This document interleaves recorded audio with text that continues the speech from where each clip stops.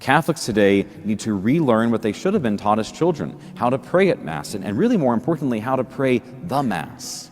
The problem is that in recent history, at least, Catholics have been told two things. First, they've been told that the Mass is only so holy and only so reverent inasmuch as it reflects you, the people, or builds community, or is easy to grasp.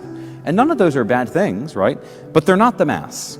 The Mass is no greater or lesser if it's offered here, or offered on some lonely altar in a monastery, or in a prison cell by a captured priest, or by the Holy Father himself upon the papal altar in Rome. It may seem different to our eyes, but it's one offering, and it has one true priest who is Christ the Lord. And it should be that offering, Christ offering, that's bringing you here on Sunday, not me or anything else. Everything else is secondary.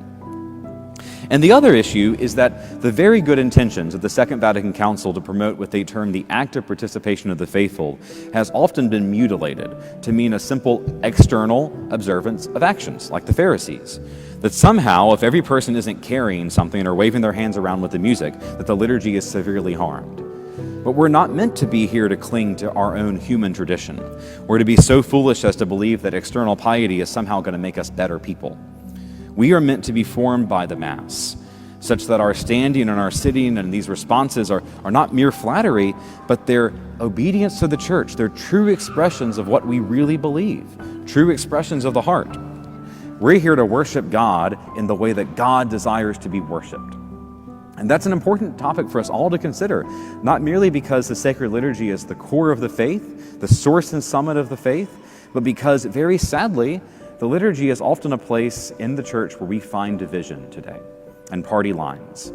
But we're not speaking of a mere human act when we speak of the liturgy.